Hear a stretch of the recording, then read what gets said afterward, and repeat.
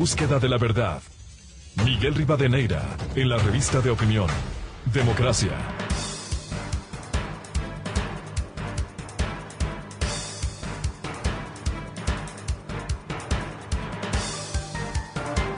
Ocho 16 minutos en el territorio continental ecuatoriano. Aquí en la revista de opinión Democracia seguimos buscando la verdad.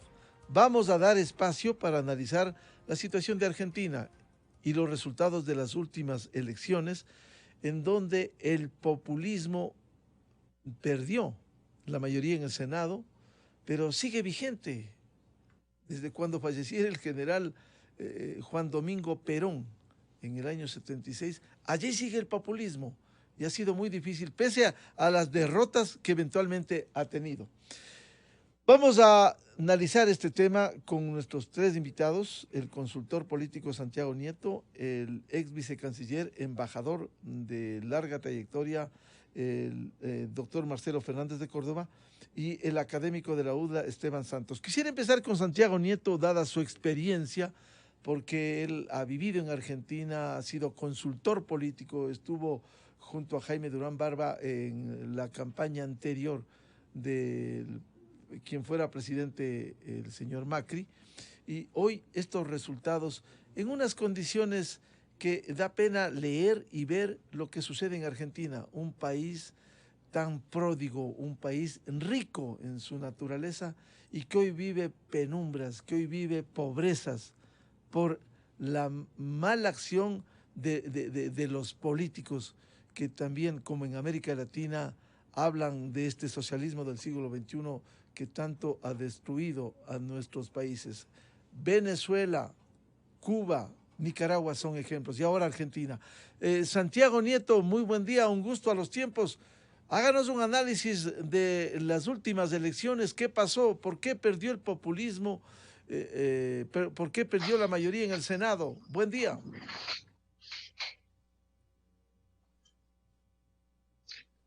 Buenos días. Disculpas, estaba con un problema de audio y acabo de recuperar la señal. Disculpas, buenos días a todos. Muchas gracias, Miguel, por la invitación, y a todos, amigos radioescuchas y cibernautas que nos escuchan. Buenos días. Como decía, estaba con un problema de audio. Por favor, si podríamos volver a la pregunta. Muchas gracias. Sí, le escuchamos bien, Santiago. ¿Cuál es la explicación de la derrota del populismo, la pérdida de la mayoría en el Senado? ¿Y qué está viviendo Argentina en medio de pobreza, miseria, problemas económicos y sociales? A ver, yo creo que hay varios factores. Creo que uno de los efectos que se dio es que no se pudo cumplir con la oferta de campaña por parte del gobierno de mejorar la situación de los argentinos que se prometió en las elecciones de, para la presidencia de la República, donde gana Alberto Fernández. Más allá de un muy mal manejo de lo que sería el problema de la pandemia.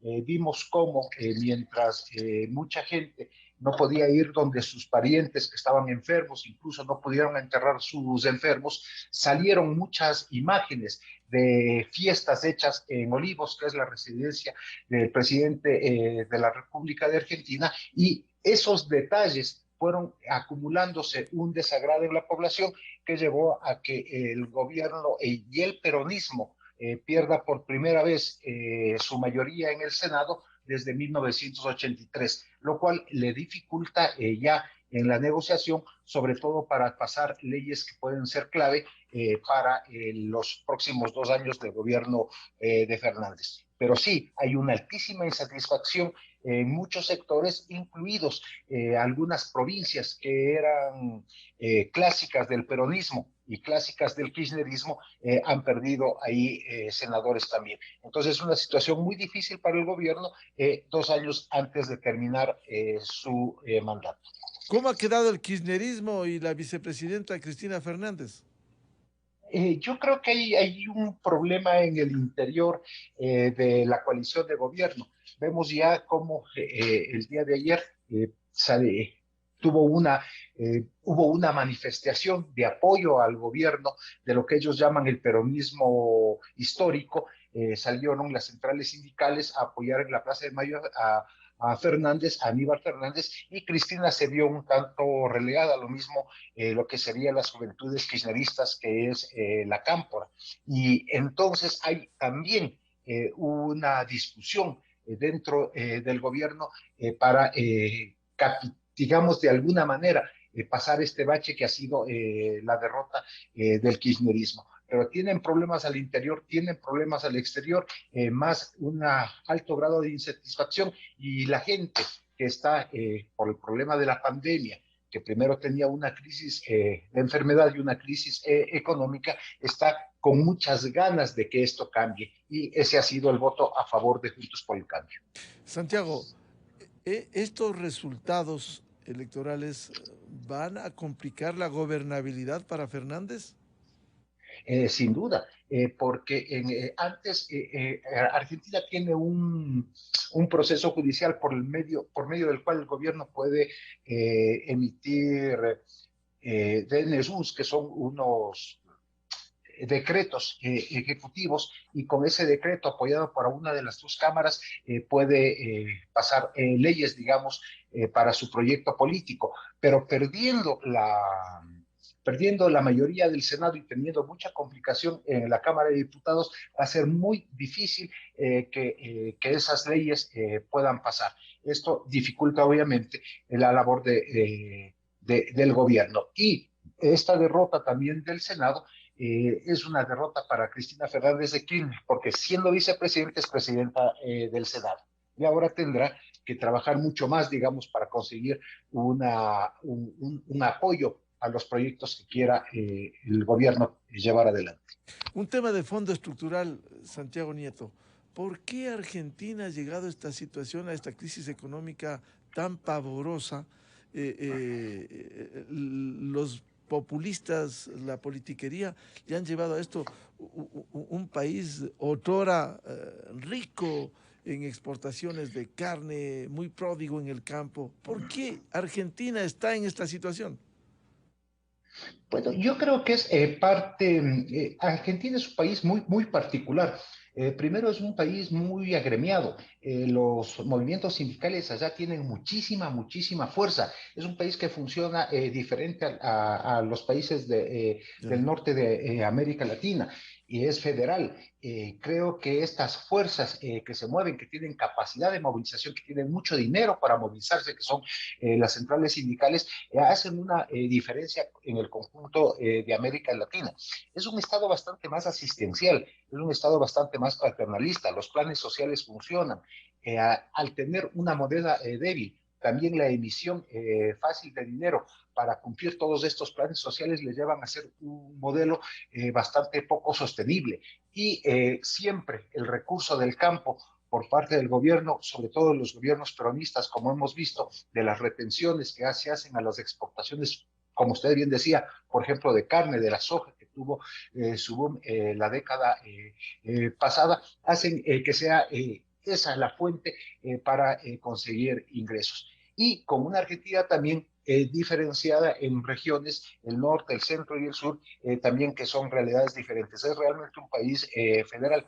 Y la Argentina, si nosotros vemos, siempre ha tenido esos ciclos. Le va muy bien, llega a ser una potencia con mucha fuerza económica, y después tiene caídas como las que estamos viendo ahora, y también ya ha vivido como en la década de los 70, de los 60, hiperinflaciones que llegaron al 7,000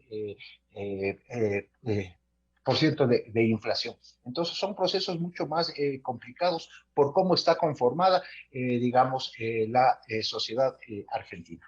Santiago Nieto decía, Argentina es un país de los gremios y los sindicatos. Para hacer una relación nomás frente a la población, ¿cuál es el número de burócratas que hay en Argentina? Si comparamos con el Ecuador, de 17 millones y medio de ecuatorianos, hablamos de alrededor de 700.000 burócratas. ¿Cuál es la relación, la dependencia para Claro, tener ese gran peso en Argentina de los gremios y sindicatos? claro, depende de la provincia. Hay provincias donde incluso el 60-65% de la población vive del Estado. Pero no solo se llega como, con una relación directa, sino lo que estábamos hablando son los planes sociales con los que se llega de alguna manera a la gente. Hay el plan para los hijos, hay el plan para las familias, etcétera. Hay una serie de planes sociales que llegan al conjunto de la población y con eso, digamos, se mantiene el dominio a lo que ellos llaman los punteros, es decir, jefes en los barrios que reparten estos planes sociales y hay de esa manera un control social. Pero como digo, funciona diferente a los países como los nuestros, que somos países presidencialistas, no federales, nacionales, y eso hace una diferencia. Por eso, la importancia de los senadores en la elección la importancia de los gobernadores en la elección de los senadores. Nosotros podemos ver ahí cómo, por ejemplo, una provincia como Santa Cruz elige dos senadores, y una provincia como Buenos Aires exige tres, siendo la diferencia de la población abismal. La provincia de Buenos Aires tendrá más o menos un 20-25% de la población, y Santa Cruz apenas tendrá menos del 1%. Entonces se conforma de otra manera. Bienvenido al embajador Marcelo Fernández de Córdoba, ex vicecanciller y diplomático de carrera. ¿Cómo ve la situación de Argentina con estas condiciones? Santiago Nieto, quien ha vivido en Argentina, quien ha sido consultor político en ese país, nos ha descrito lo que vive Argentina hoy. ¿Cómo ve esta situación, Marcelo? Buen día. Un gusto de conversar con ustedes. Bueno, en realidad la situación para el gobierno se presenta sumamente difícil, porque lo que ocurrió en las elecciones primarias del mes de septiembre, en que fue mucho más fuerte la pérdida del gobierno, se ha ratificado en cierta manera en estas elecciones, en la que naturalmente pierde el Senado, para la elección del Senado pierde con una diferencia de 20 puntos frente a los opositores, y con una diferencia de 9 puntos en la parte de los diputados. Esto le crea al gobierno realmente una situación sumamente difícil. Tendrá que pactar con la oposición, llegar a acuerdos con la oposición para poder gobernar, porque precisamente las nuevas leyes que pretenda pasar en la Cámara Legislativa, en la legislativa argentina, va a ser sumamente difícil si no existen acuerdos. Eso está muy claro. Y la situación de la Argentina está tremendamente complicada por varios aspectos. Simplemente para citar de una manera un poco ligera, el primer factor que a mi modo de ver ha influido en las elecciones es la situación económica. La inflación en los últimos años ha superado el 50%. Después de Venezuela es el país con más inflación en el continente americano. Ustedes no hemos pensado mucho en una inflación de este tipo, que la tuvimos a comienzos del siglo, pero que con la adopción del dólar hemos podido frenarla en cierto sentido, pero en Argentina, con un 50%, la gente sale a hacer compras un día y al día siguiente quiere repetir esas compras y el precio ha cambiado. Tiene una inflación más o menos de un 4% mensual. Ese es un tema que creo yo que ha pesado fundamentalmente en los argentinos, porque ven su poder adquisitivo que prácticamente ha disminuido en un porcentaje sumamente fuerte, ha disminuido, los sueldos han quedado totalmente lejos de la realidad, y esto se ve realmente por el hecho de que, es decir, una inflación y una crisis económica se da porque un gobierno gasta más de lo que tiene. ¿Y qué pasa en Argentina? En los últimos años Argentina se ha endeudado tremendamente, primero con el sector privado y luego con el sector del Fondo Monetario Internacional, y no ha logrado arreglar estas dos deudas satisfactoriamente. Con el sector privado ha llegado a ciertos acuerdos. Hay que pensar que allí hay 65.000 millones de deuda, y no así con el Fondo Monetario, que tiene 44.000 millones de deuda. ¿Cómo ha logrado superar esto en Argentina? Emitiendo billetes con la imprenta. Es decir, esto tratando de que exista un circulante adecuado para las necesidades de los argentinos. Pero si pierde el valor, ese circulante no sirve absolutamente claro, es para una nada. emisión inorgánica no sé, ¿no? Totalmente. Ese es uno de los puntos fundamentales que hay que mirar dentro de la economía argentina y que en los últimos años se ha agravado tremendamente. No es un proceso de los últimos 2 años. Esto viene desde antes, desde la presidencia de Cristina Fernández, luego de Macri y ahora nuevamente con Fernández, se ha agravado muchísimo. No se puede solucionar emitiendo billetes, se agrava la situación. Eso está muy claro, que es uno de los temas que ha perjudicado a la situación actual, unido a otros dos factores importantísimos: el manejo de la pandemia. El manejo de la pandemia ha sido tremendamente criticado. Primero, porque se adoptaron medidas de control sumamente fuertes por demasiado tiempo. Particularmente, para tener una idea, 1 año y medio se suspendió la presencia presencial en todas las escuelas y universidades. Se suspendieron totalmente los vuelos internacionales e internos. Argentina se aisló totalmente. Y la demora en la vacunación de la población. Argentina inicialmente trató de negociar con la Pfizer, pero esta negociación quedó muy demorada y tuvo que transar con la Sputnik y con la Seneca. Pero hubo una demora bastante notoria en la adquisición de estos dos tipos de vacunas, que por cierto han sido las más criticadas, las que más problemas han tenido en un sentido o en otro por diversas razones.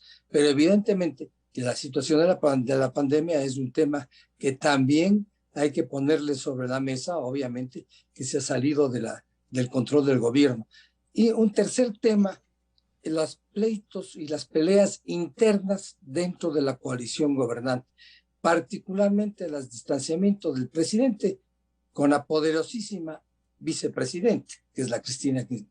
Esto obviamente tiene que haber afectado al electorado que no llegó con una unidad completa.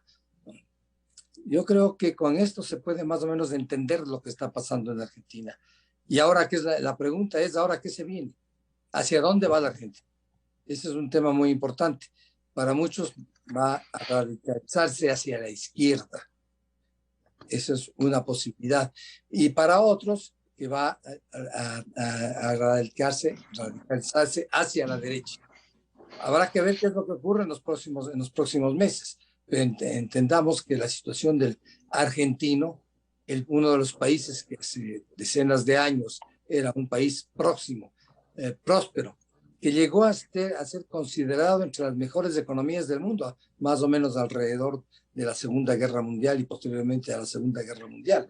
Era un país que se lo miraba como un ejemplo dentro del continente, y que ahora pase por estas situaciones es realmente lamentable. Y esto se debe, evidentemente, no hay nada más que achacar a los gobiernos, a las divisiones internas de los argentinos, a la falta de un liderazgo que le lleve al país a rutas absolutamente ciertas para el mejoramiento del nivel de vida de sus habitantes. Porque en este momento más o menos se calcula que un 40%, fíjense en lo que estoy diciendo, un 40% de los argentinos están dentro de los límites de pobreza. Imaginemos eso en un país tan rico como es la Argentina.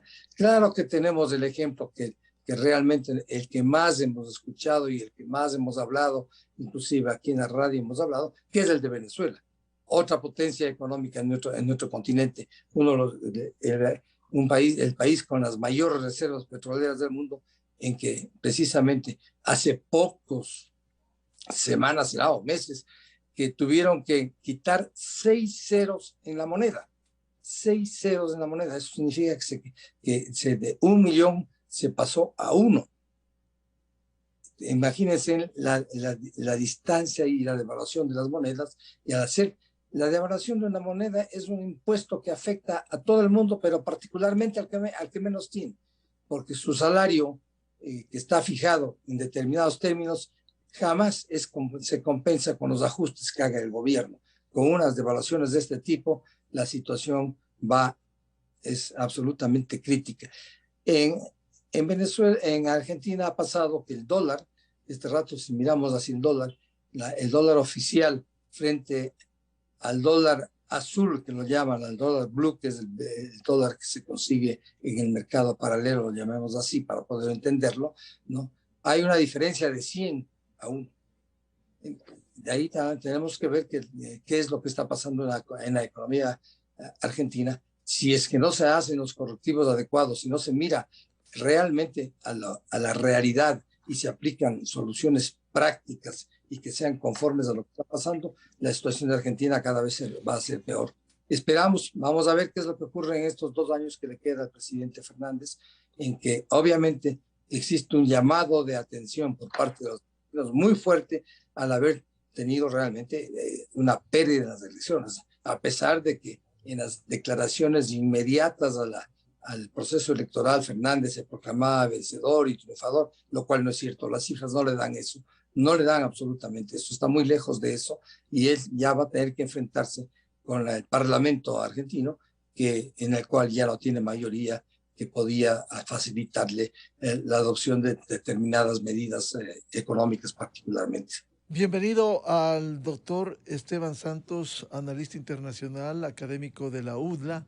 Con estos señalamientos que han hecho Santiago Nieto y Marcelo Fernández de Córdoba, estos malos ejemplos para América Latina, el caso de Argentina, el caso de Venezuela, el populismo que ha manipulado la moneda local para engañar a su población. Cuando en Venezuela hablamos de un salario de el equivalente a $4, es la miseria que ha protagonizado la dictadura de Maduro. Pero esto es resultados del populismo en países ricos como Argentina y Venezuela. ¿Cómo ve la realidad luego de las elecciones que hoy vive Argentina? Esteban Santos, muy buen día. Muchísimas gracias, Miguel. Un gusto como siempre y mi saludo a Santiago y a Marcelo como tal. Creo que ustedes dos, mis antecesores, han dicho temas muy interesantes y pongámoslo en perspectiva.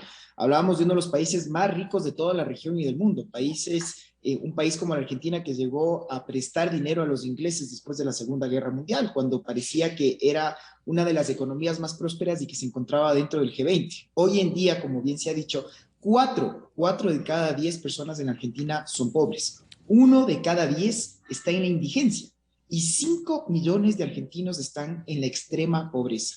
El 54.3% de la población infantil se encuentra también lamentablemente en situación de pobreza y la inflación ya supera al 51.4% interanual. Entonces, estos son datos que asustan mucho y asustan y tienen una respuesta no en desastres humanos, no en una pandemia como tal, sino esto es netamente fruto de una mala administración política.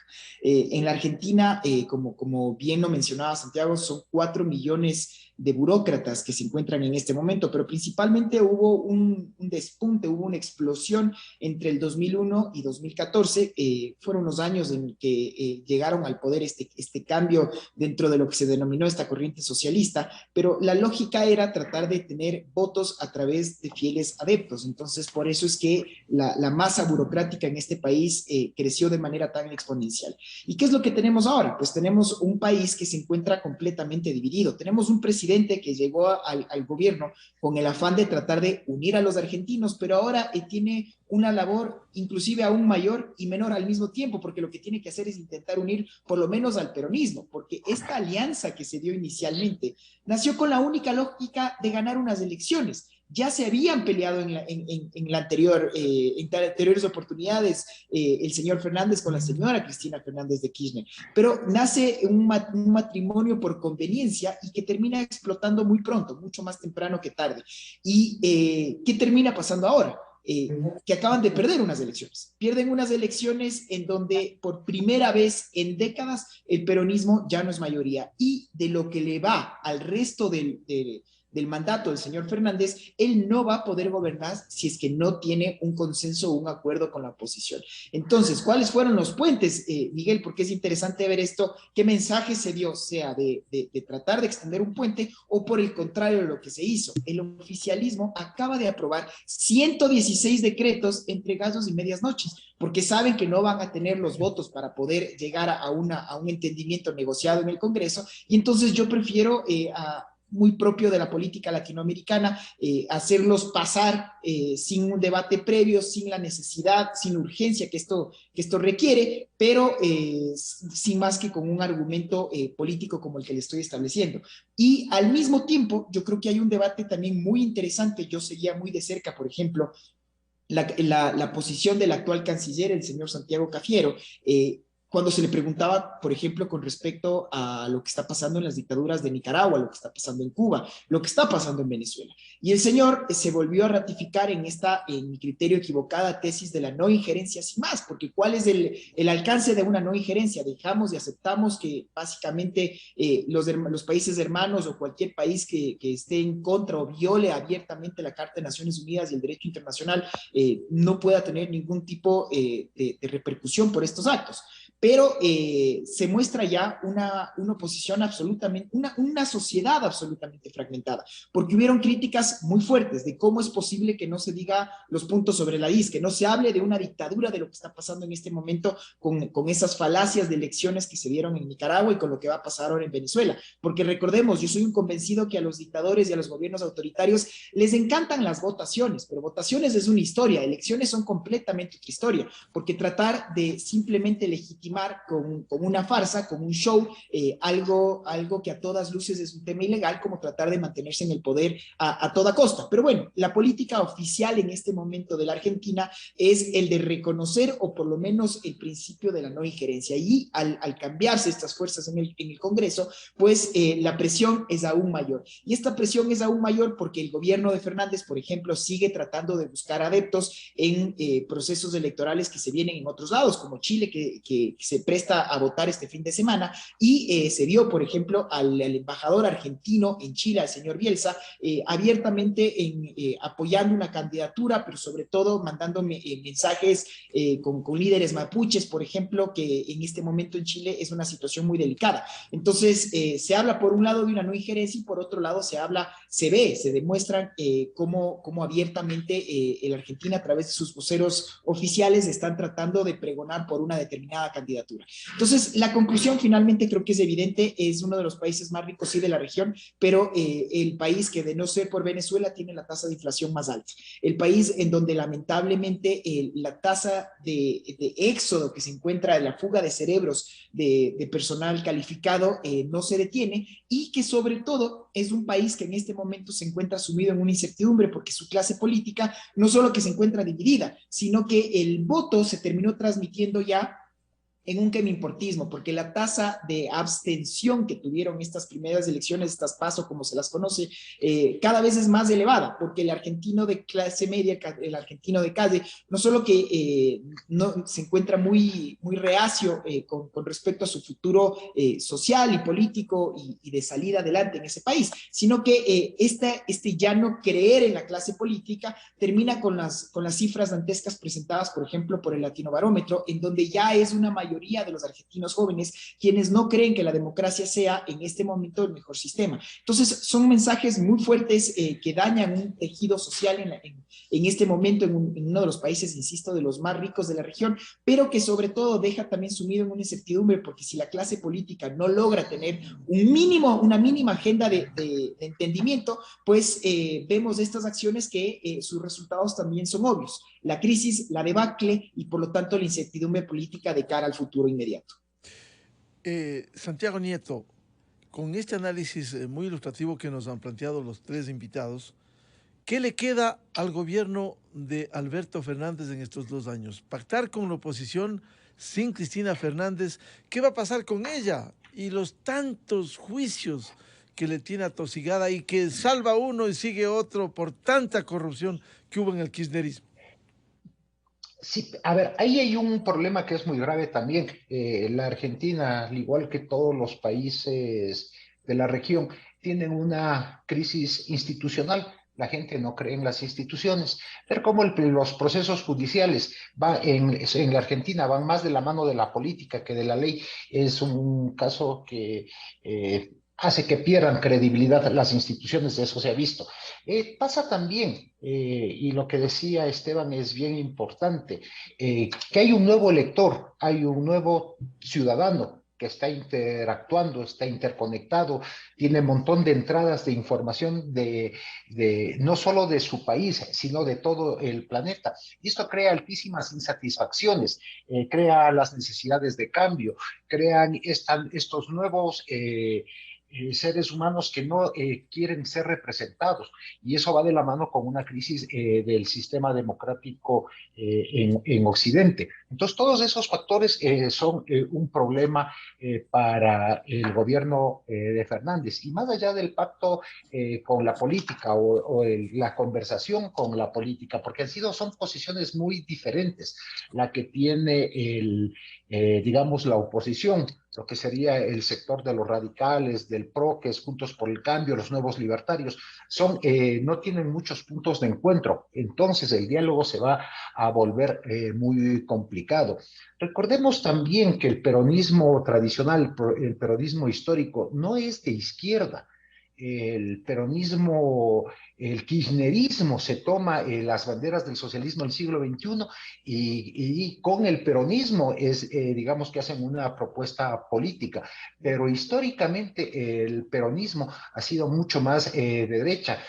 Juan Domingo Perón era amigo de Franco, estuvo en Italia, etcétera. O sea, vienen más de la mano de otro sector que no es necesariamente de la izquierda. Recordemos los discursos de Perón en Plaza de Mayo sacando al grupo de montoneros que ahora dice representar el kirchnerismo. Entonces es un problema bastante grave que se viene en la Argentina con una clase política y eso me subo a lo que dijo Esteban, que tiene la dificultad del diálogo con posiciones bastante más opuestas, que es digamos que tiene el espíritu del argentino. Si no, veamos cómo son las hinchadas del fútbol, que representan de alguna manera posiciones muy fuertes frente a una problemática X. Entonces, creo que vienen días complicados para el gobierno.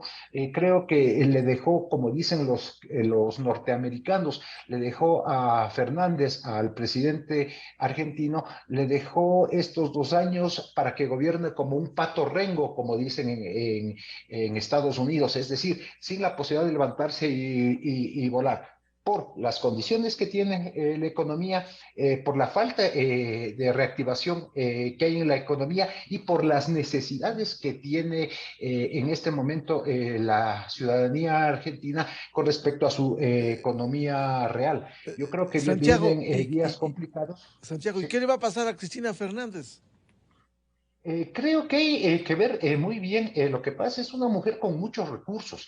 Nosotros hemos visto cómo cae, se sube, vemos también cómo ya aparecen, se reactivan algunas causas que ella tenía pendientes, como de Sur, etcétera. Entonces hay que ver también, como decía hace un momento, es muy penoso ver en la Argentina cómo los procesos judiciales van más de la mano de la política que de la ley. Y entonces ahí hay que ver la capacidad de negociación que tiene, qué es lo que se puede hacer, pero creo que también le vienen días complicados a Cristina Fernández de Kirchner. Y obviamente se abre con esto una posibilidad para que Juntos por el Cambio llegue nuevamente al poder. Si nosotros vemos el mapa de cómo se conformó, cómo cambió el color de la Argentina, ahora es completamente amarillo el color de Juntos por el Cambio y quedó reducido a una misma expresión en la zona norte, que sería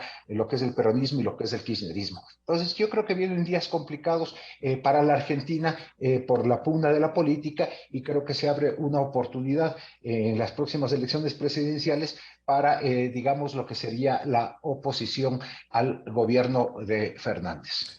Doctor Marcelo Fernández de Córdoba, días difíciles se vienen para el gobierno argentino de Alberto Fernández. ¿Y qué le va a pasar a Cristina Fernández? Bueno, la primera parte de la afirmación suya es absolutamente cierta.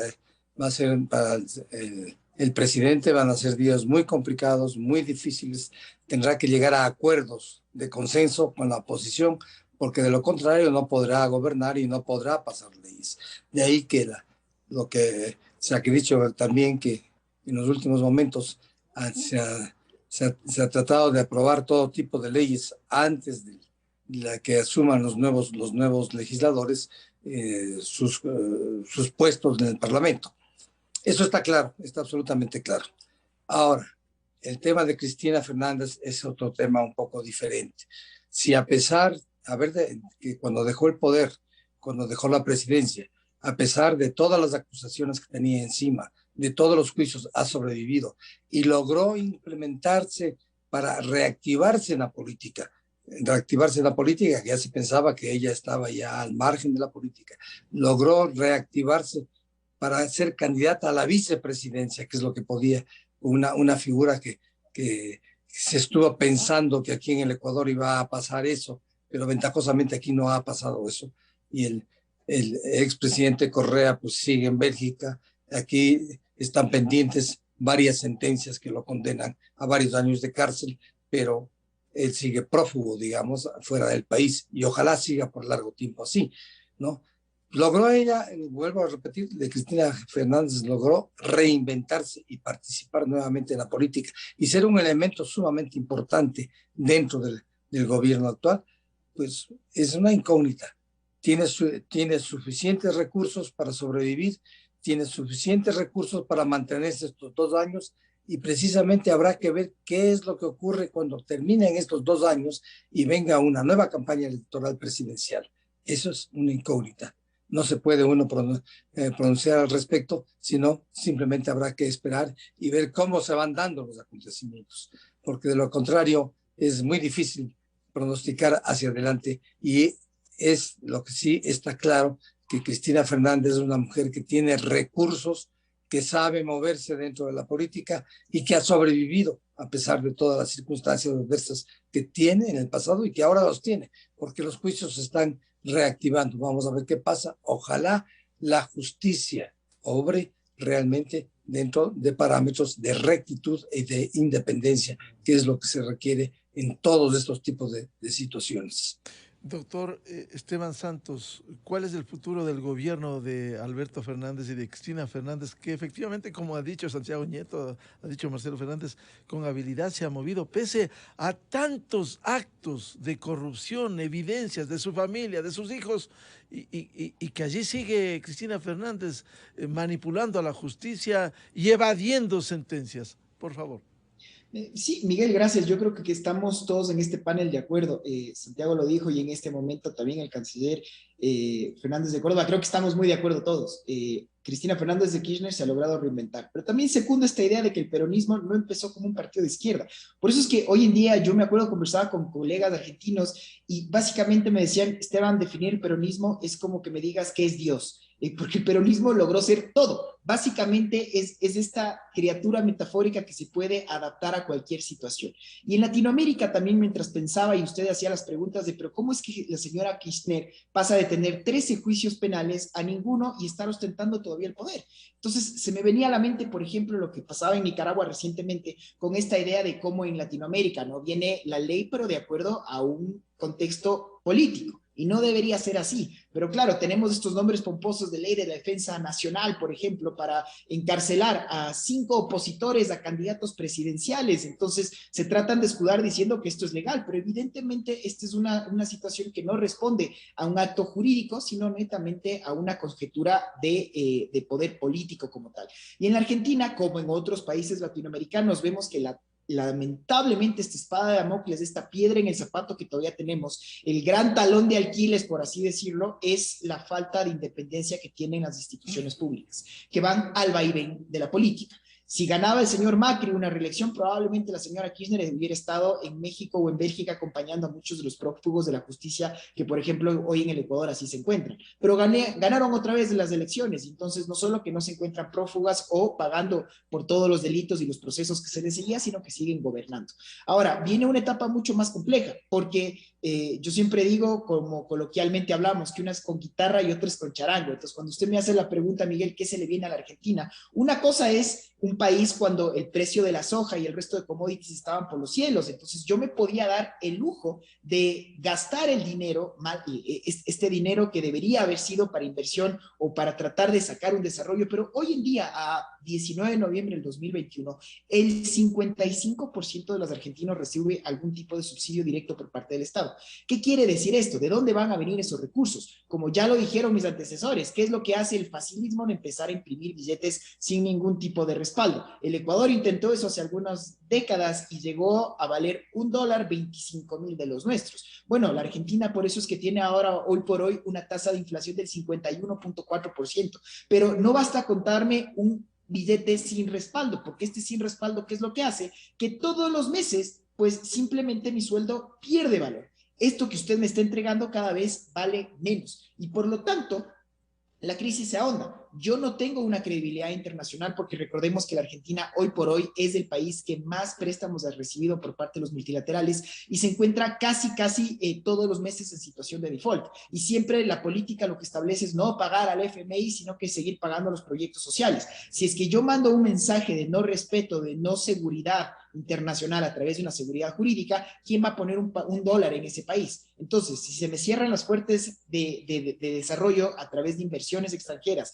los multilaterales me van cerrando porque mis bonos pasan a ser bonos basura. Y esto de darle a la maquinita sin reparo, creciendo la masa burocrática, creo que, Miguel, no hay que ser economistas para decirle que estamos ante un caldo de cultivo perfecto para una debacle completa. Lo que yo sí espero es que la Argentina, afortunadamente, a diferencia de otros países, tiene los recursos, tiene la capacidad humana, tiene la fórmula de salir adelante. Y esto es un problema hecho no por circunstancias naturales, como le decía, sino netamente por temas políticos como tal. Ojalá, y esto sí es el deseo ferviente, que podamos replantearnos un cambio estructural a través de consensos. Ojalá este sea el camino, porque pienso en la Argentina y concluyo también, Miguel, diciéndole, bueno, regreso a ver lo que está pasando en Chile y estamos en una de las elecciones más complicadas y más divididas y más sensibles en su historia moderna. Y esto puede acabar siempre con una debacle, porque cuando vienen los candidatos que en el Ecuador lamentablemente ya hemos estado acostumbrados a que nos vendan mucho más circo a un país, un pueblo que cada vez tiene menos pan, se vuelve mucho más complejo el tema. Ojalá que la sensatez prime, ojalá que la madurez, pero que sobre todo las instituciones puedan primar por encima de estos personalismos. Algo que en la Argentina en este momento no se tiene y que por lo tanto sí podemos avisar al corto tiempo más de lo mismo. Ojalá la clase política logre ponerse de acuerdo por el bien de los argentinos. De lo contrario, empezaremos a seguir viendo ya estos síntomas del éxodo como tal que se está dando y esta denotada crisis internacional que se está profundizando como tal. Muchas gracias por ilustrarnos sobre esta triste situación de Argentina. A Santiago Nieto, consultor político, al doctor Marcelo Fernández de Córdoba, ex vicecanciller, y a Esteban Santos, analista internacional y académico de la UDLA. Muy amable por el aporte y por abrirnos los ojos para que esas malas experiencias no se repitan en América Latina. Muchas gracias. Muy amables. Bien, gracias también por la entrevista. Bien. Siempre a las órdenes. Cerramos de lo que nos compete a nosotros en la revista de Opinión Democracia. Les agradecemos su amable sintonía, pero ya viene en la revista de Opinión Democracia, clarito está, con los explicadores Vicente Albornoz y Sebastián Oleas. Antes quisiera recomendarles nada más el programa Controversia este sábado, 8 horas por Exa FM, Democracia AM y Democracia TV. El tema, la crisis de seguridad, el control de las cárceles, las amenazas del crimen organizado y la injerencia política que busca la conmoción social. Hay que estar despiertos frente a estas amenazas. Invitados el doctor Freddy Rivera, experto en seguridad y académico de Flaxo, el doctor Rodrigo Tenorio, psicólogo clínico y académico, y el coronel Patricio Aro, académico y ex miembro del Ejército. Ya viene, clarito está, repetimos, con Vicente Albornoz y Sebastián Oleas, con ustedes. Quien les habla les desea un feliz viernes, feliz fin de semana, muy buen día. A la revista informativa Democracia llegan Vicente Albornoz y Sebastián Oleas, conocidos como Los Explicadores. Para presentarnos, clarito está, nos explican en sencillo las cosas difíciles de entender. En XFM y Democracia M da inicio, clarito está. Amigos, muy buenos días. Bienvenidos a este programa de Clarito Está, donde Sebastián Oleas y Vicente Albornoz les saludamos con gran cordialidad.